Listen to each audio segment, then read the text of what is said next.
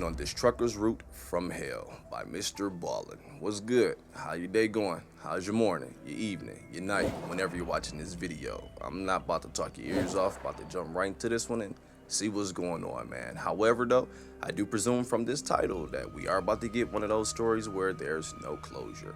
Could be wrong, though, but either way it go, if you want to check out the original video, the link will be in the description below. But let's go.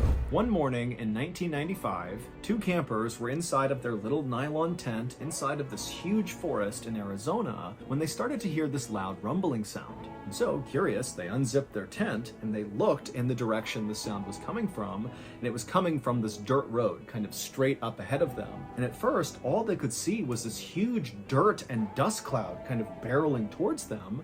And then in the middle of this cloud, suddenly something appeared that both of these campers knew should not have been in this forest. And so seconds later, this thing blew past them and disappeared into the trees in the other direction. And for a moment, the two campers had no idea what to do. They began to kind of rationalize why this thing was here, but before they got very deep into that conversation, they began hearing the rumbling sound again, and they looked, and sure enough, the big thing was coming back. But before we get into that story, if you're a fan of the strange, dark, and mysterious delivered in story format, then you've come to the right place because that's all we do, and we upload once a week. So if that's of interest to you, please replace the like button's maple syrup with brake fluid. Also, please subscribe to our channel and turn on all notifications so you don't miss any of our weekly uploads. Okay, let's get into today's story. Gotta mute up. Copyright. I can't help but to think it's the damn truck. I mean, from the title and the thumbnail, but hey, let's just find out real quick. Late on the night of May 27th, 1995, a long-haul truck driver named Devin Williams pulled his gigantic refrigerated semi-truck into a truck stop in a city called Kingman, Arizona. After putting his truck in park, Devin reached over and grabbed his sleeping bag off the passenger seat and began to unroll it. Devin would normally get out and use the bathroom and brush his teeth before going to sleep for the night.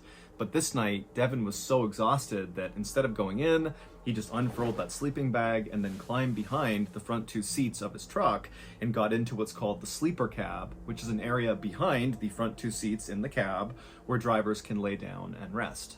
Devin had been on the road for the last 4 days, basically non-stop, and all he wanted to do was just finish the stupid route and get back home to his wife, Mary Lou, and their 3 kids in the tiny town of Americus in Kansas. Devin hated being away from his family for long periods of time, which unfortunately was part of his job, being a long-haul truck driver.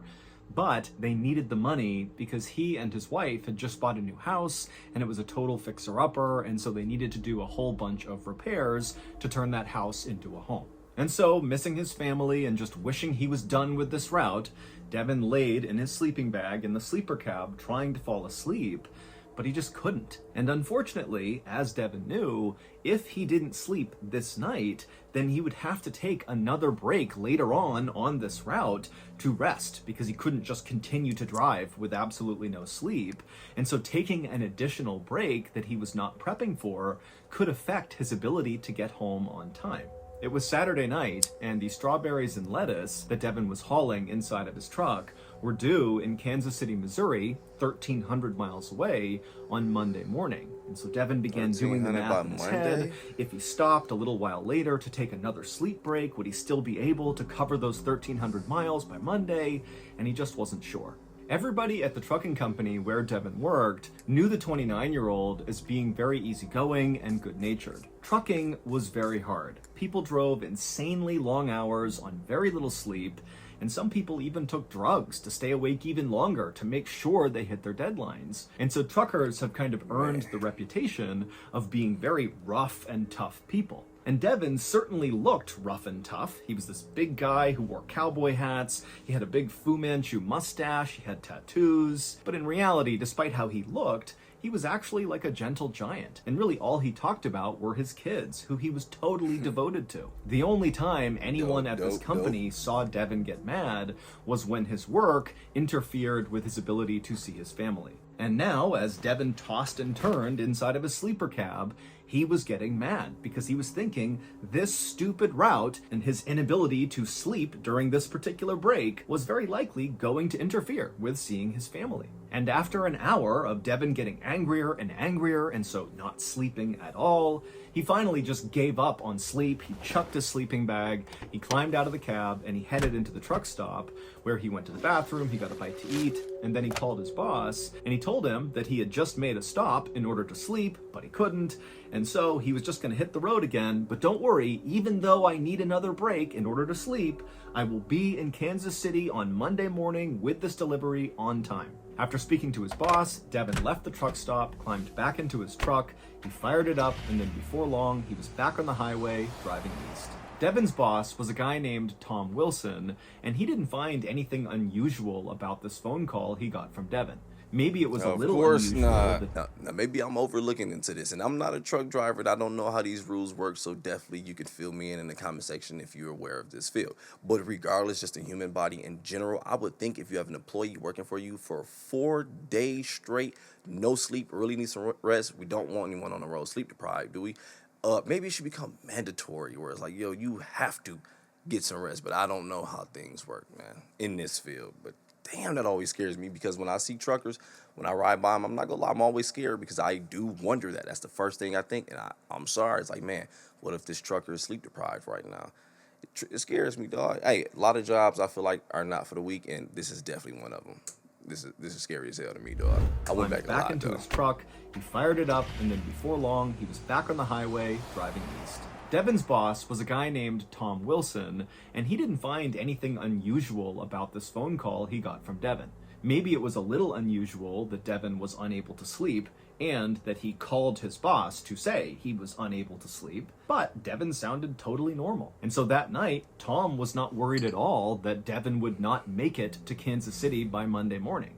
Devin was like one of his most reliable guys, and so if Devin said he was going to be there on Monday morning, even if he needed extra breaks along the way, then he would be there on Monday morning. But on Monday morning, the distribution center in Kansas City, Missouri, where Devin was supposed to go and drop off the lettuce and strawberries, called Tom Wilson and they said, "Hey, your driver's not here yet. What's going on?"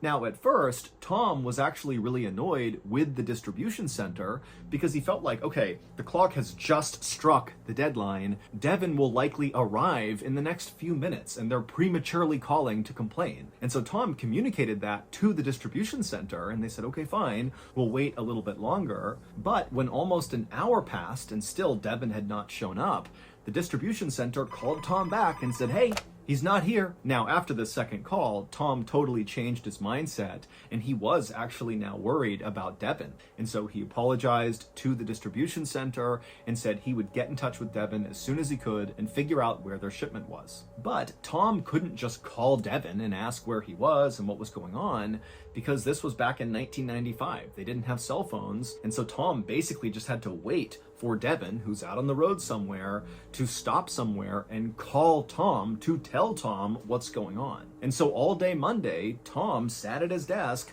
waiting for a call from Devin. And when he didn't get a call from Devin, Tom began calling his other drivers all over the country, asking them if maybe they had had some sort of interaction with Devin and knew where he was and why he had not made it to Kansas City on time. But none of the drivers had any idea what was going on with Devin. No one had spoken to him. Then, that evening, Tom got a call, but it was not from Devin. It was from Devin's wife, Mary Lou. And she was calling to say, where's Devin? He was supposed to be home by now, and he's not. I haven't heard from him in days. What's going on? And at this, Tom suddenly thought, okay, we have a real problem here. And so when Tom explained to Mary Lou what was going on with Devin, how he had missed this deadline, Mary Lou panicked and immediately called the police. We have a real problem here. And so when Tom explained to Mary Lou what was going on with Devin, how he had missed this deadline, Mary Lou panicked and immediately called the police. A little while later, a police officer in Americus, Kansas, arrived at Mary Lou's house to take down the missing person report.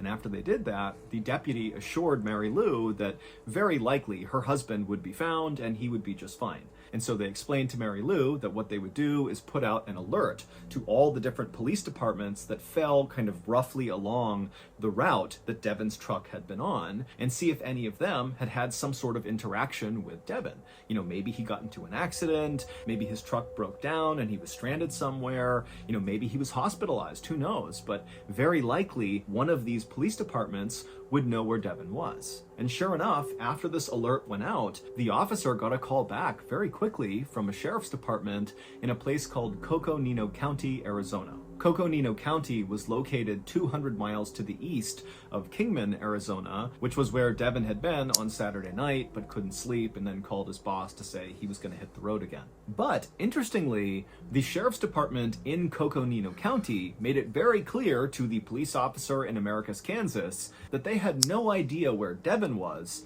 but they definitely knew where his truck was. In fact, basically everybody in Coconino County knew where Devon's truck was. It was all anybody in that county was talking about. Because on Sunday, so the day before Devon was reported missing, somebody driving Devon's truck spent the entire day terrorizing hikers and campers inside of the Tonto National Forest in Coconino County. The Tonto National Forest, which is 600,000 acres of just rugged wilderness preserve, was nowhere near Devon's trucking route. In fact, it wasn't near any trucking route ever. It's like 20 miles off of the highway, and the roads in the forest are barely wide enough to support small cars going through, let alone a 48-foot long, massive 10-ton semi-truck like Devon was driving. But on Sunday morning, so roughly 8 hours after Devon had called his boss Tom, two hikers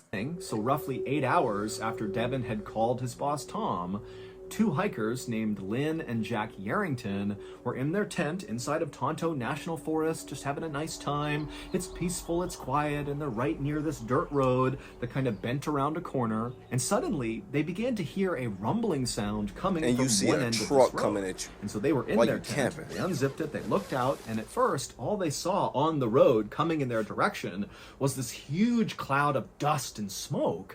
And then through the dust and smoke came Devon's humongous truck blazing down this road at practically full speed.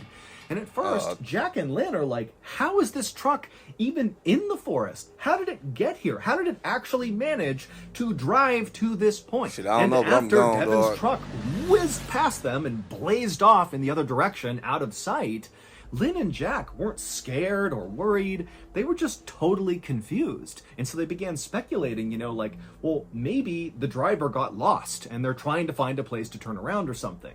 And sure enough, a couple of minutes later, they heard a rumbling sound and they saw another cloud of dust, and it was Devon's truck now coming back in the other direction on this same dirt road.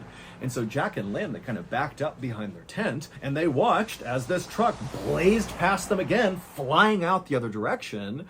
And so in some ways that kind of confirmed to Lynn and Jack that yes, this driver, who's definitely driving recklessly at this point, has likely gotten lost, they've managed to turn around, and now they're heading back out to the highway, and that's all this was. And then all of a sudden, as they're kind of chatting about it and laughing about it, they hear the sound of the truck coming back again.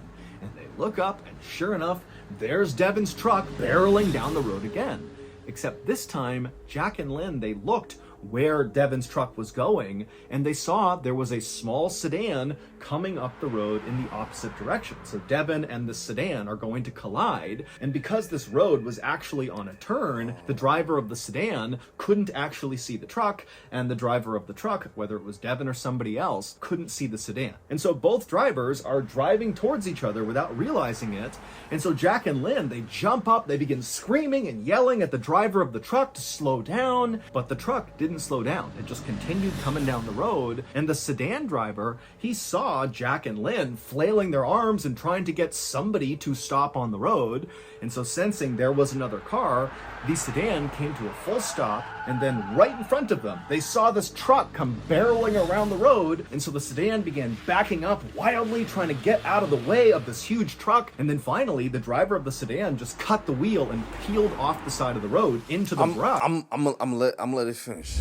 So from the wording so far, it does sound like that it's possibly someone. Doesn't mean it's Dan, but someone driving this truck. It does sound like so far that it is Dan who's just sleep deprived or maybe did something to keep himself awake during this route and things end up going left. I don't know. It sounds like either that or it sounds like someone did something to him or noticed him off and was like, yo, I could just take the truck and just legit joyriding. The reason why it really felt like that to me, not even being funny though, is because I keep seeing inside my head, my dad made me watch this old movie, dude. I think it was called Trucks, but it was like these trucks that were killing people, man. And I can't get that out of my head. But hey, I'm gonna let this finish. And also from the title, we may not even know if there's gonna be any closure anyway. But hey, what in the hell? Finally, the driver of the sedan just cut the wheel and peeled off the side of the road into the brush, and right as they did, the truck, which had not slowed down at all, even though the driver could have clearly seen the sedan, just whizzed right past the sedan and would have smashed into it if the sedan had not jumped off the road. The driver of the sedan got out of the car, and when Jack and Lynn ran up to him to make sure he was okay, he would tell them that he got a good look at the driver of the truck as he drove past him, and he told them that the driver was just gripping the wheel, looking totally straight ahead, no expression whatsoever, just barreling past him. It was like he didn't even look at the sedan. He was just going. I'm in Devon. Oh, we got to add anyway. I'm in Devon. As he drove past him, and he told them that the driver was just gripping the wheel, looking totally straight ahead, no expression whatsoever, just barreling past him. It was like he didn't even look at the sedan. He was just going. A little later that day, and not far from where this incident had just happened on this road with Jack and Lynn and the sedan, there was this family that was hiking through Tonto National Forest, and they had arrived at this big, beautiful open field in the middle of the forest, and they planned to have a picnic in this field. But as they came out of the tree line and walked into this beautiful, open, high grass meadow area, they looked out and they saw, just kind of in the middle of the field, was this huge truck that made no sense. How in the world could this truck I go lie, dude. This shit so far, this is wild. As high as he getting this truck in all these different places. You just flop your blanket down, get my damn sandwich. Is that a motherfucking truck? And walked into this beautiful, open, high grass meadow area.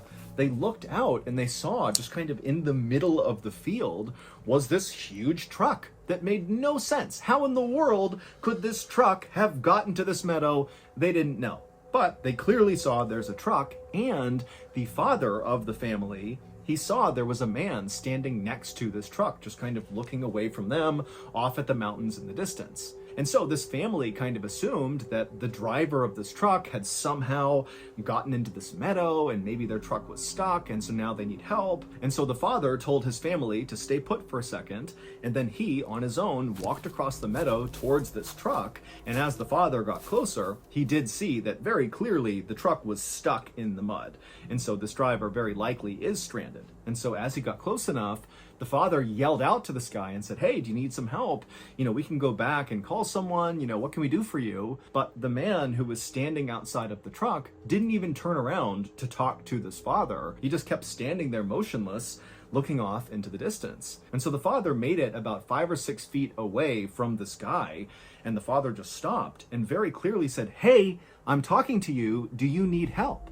And at this point, the man who was standing next to the truck, he turned around and he looked at the father. And immediately the father kind of backed up for a second because there was something off about this guy. The guy was just kind of standing there and he was staring at the father, and he opened his mouth like he was about to speak. But instead of speaking, he just kept opening his mouth wider and wider until it was as wide as he could get it. And then he began wiggling his lower jaw back and forth as fast as he could, and then clicking his teeth simultaneously. And so the father just began backing up like there was something wrong with this guy. And right as the father was about to just turn around and leave and go protect his family from this guy, the guy stopped with his mouth, and then he just stared directly at the father and said very calmly, I didn't do it. They did it. Now, when the father heard this, he was already so weirded out by this guy that he didn't even have any questions to follow up with. Instead, he just turned and began running back towards his family. And so, feeling very unsettled, the family, they ran back to their car, they drove back home, and they called the police about this guy and his truck. It would take a deputy from the Coconino County Sheriff's Department a little while to finally navigate their way all the way out to this meadow where this truck and this guy apparently were. And when the deputy got there, they walked out into this meadow, and sure enough, just like the father had said, there was the truck stuck in the mud. And so the deputy began walking out to the truck, expecting to see the driver, this guy who the father had said was acting totally weird. But when the deputy got up there, he found the truck was totally abandoned. There was nobody in the cab, there was nobody nearby, it was just sitting here, but it was still running. And so the deputy tried to open up the cab, but it was locked. He did look inside, and everything looked very neat and orderly. And then he went around to the back of the truck, and he opened up the back doors, and he found the refrigeration unit was still on, and inside of this truck was lots and lots of strawberries and lettuce. So the deputy really didn't know what to make of this truck in the middle of the field, combined with this report that the father gave about this guy who was standing near it, acting totally weird. And so he just checked the license plate of the truck and he ran it against his database to see if there were any matching reports of missing trucks or missing truck drivers, but there weren't any. Because remember, this is on Sunday this is happening, and it wasn't until the next day, Monday, that Devin was reported missing and his truck was added to a list of missing trucks and missing truck drivers. And so the Coconino County deputy just called a towing company who came out and hauled Devin's truck out of the forest. And then 24 hours later, when Devin was reported missing, the Coconino County Sheriff's Department put it all together and contacted the officer in Americus, Kansas to say, okay, we do have Devin's truck, but we don't have any other answers for you. I don't wear comfortable shoes. I refuse to wear comfortable shoes, and you shouldn't wear comfortable shoes either. Why the fuck Here's not? why. Kansas to say, okay, we do have Devin's truck, but we don't have any other answers for you. The behavior of the man who was driving Devin's truck through Tonto National Forest was so insanely out of character for someone like Devin that it seemed totally impossible that Devin could have done this. But both Lynn and Jack Yarrington and the other people who saw this truck flying through the forest on that Sunday, they all insisted that the man they saw in the cab driving this truck matched the picture of Devin Williams. But there was absolutely no reason for why Devin would want to go to the Tonto National Forest.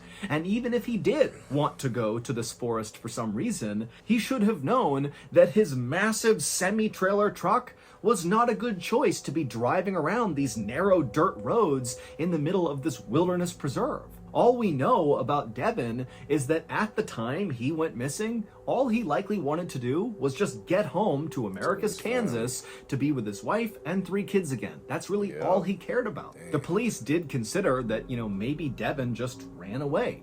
But that theory didn't add up. Devin had no criminal record, he had a great relationship with his wife, so there were no issues there, and there were no other kind of outstanding relationship issues with friends or family. And financially, even though it was a little tight, they were doing just fine. They just wanted some extra money to fix up this house and make it really nice. It wasn't like they were struggling to put food on the table. Also, the police considered that, maybe Devin was kidnapped or something.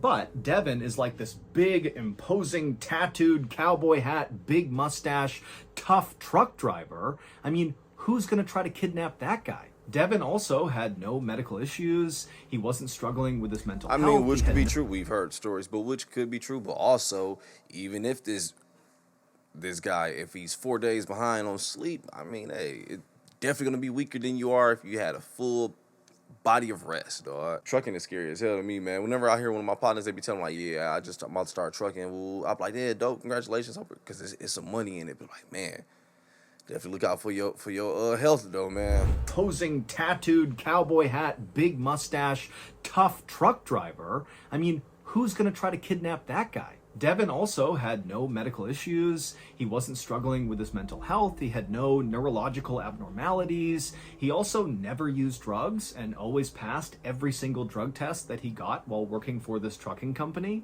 Devin was basically just this totally normal, nice, well-adjusted guy with nothing to run or hide from. And so none of this made any sense. Police mounted a massive search inside of Tonto National Forest, and during this search, the couple, Jack and Lynn Yarrington, who had seen the truck barreling up and down the road and nearly collide with that sedan, They would tell searchers that they actually thought they saw Devin Williams not in his truck, but out on foot, walking around on Monday morning, so just hours before he would have been reported missing. They said they just saw this guy wandering barefoot down the road as they were driving out of the forest, and they slowed down to ask him if he was okay, and this guy, who looked exactly like Devin Williams, responded by picking up a rock and throwing it at their car. And so Jack and Lynn just drove past him, not realizing that this was the guy who very likely was driving that truck. Now, the police, when they began this search, were pretty confident they would find Devin, especially after hearing from Jack and Lynn that he was pretty likely on foot and without shoes walking around the forest. It seemed like he could not get very far. But despite this huge search, they could not find Devin. There was absolutely no trace of him. And so, after nearly 3 weeks of searching and not finding Devin, the police called off the search. Then, on May 2nd, 1997, so almost exactly 2 years from when Devin had been reported missing, 2 hikers were walking on this trail in the middle of Tonto National Forest, right in the area where police had extensively searched for Devin 2 years earlier. These 2 hikers, they're walking on this trail, and up ahead they see there's this white thing right in the middle of the trail, just kind of sitting out. Now, this is a well-trafficked trail, and so they're wondering, what is this thing? And so they walk up, and they see this white thing is a perfectly intact human skull. There's no skeleton, it's just the skull. And so these hikers, they gasp, they can't believe they're looking at a real human head, and they're thinking, how in the world did it get here? Why hasn't anybody else seen this and taken it? Like, how are we the first ones to see this? And so they would end up calling the police. The police would come out, they'd gather up the skull, it would be sent in for testing, and sure enough, DNA testing would reveal the skull belonged to Devin Williams. No one has ever been able to explain what actually happened to Devin Williams. But and that's the part that's making it hella scary, because even those things we heard about earlier, the truck driving that fast in the location, it should not possibly be. The whole encounter and everything with the jaw dropping, just finding just the skull, not attached to the body. Yo, now I do understand this title, Root from Hell. There's no telling what the hell this man went through, dog. This story got scary as hell. I'm not gonna lie. At one point, I was like, okay, I think this is gonna just turn out to be some real life story that inspired that movie Trucks I was talking about, because it was legit sounding like this is not possible. This is crazy as hell, man. Rest in peace. Testing would reveal the skull belonged to Devin Williams. No one has ever been able to explain what actually happened to Devin Williams, but the discovery of his skull inside of Tonto National Forest nearly guarantees that the driver of the truck 2 years earlier really was Devin, and the guy standing outside of the truck that was stuck in the mud in the meadow was likely Devin, and the guy throwing rocks at Jack and Lynn's car was Devin. People have put forth a whole host of theories about what happened to Devin, ranging from he had some sort of medical event where he kind of lost his mind and that's what caused all this strange behavior, or maybe Devin was on drugs despite not having any history of drug use. Maybe he took a really strong drug and that's what caused him to do all this. And still others believe that maybe there's a paranormal element to this whole story, that perhaps Devin was contacted by aliens and that's what induced all the bizarre behavior, and then ultimately he was abducted. I don't know about that one, but yeah, those other ones, dog. Man, I definitely thought about them. There's the only thing you can do. You don't know what the hell happened. Induced all the bizarre behavior, and then ultimately he was abducted by said aliens, and then somehow his skull wound up back on this trail in the middle of Tonto National Forest. And as crazy as that sounds, still to this day, no one has any idea what happened to him, so that theory is just as good as any other. Yep, because you don't know. So that's going to do it. If you enjoyed today's story, be sure to check out our podcast called the Mrballen Podcast. Yo, regardless of whatever happened, towards the end, the story got real scary to me. And I don't mean in a way of like, oh, boo-hoo, ghost. I mean, no, just in the situation. The fact of him being a truck driver and 4 days of no sleep and driving, knowing he should get some rest. But the only thing he can think about is completing his mission to get home to his damn family. And I start thinking about his family and the fact that no one knows what the hell he went through. And it just seems so unrealistic. It Everything seemed so bizarre. The encounter, the truck itself. We already talked about all that, dog.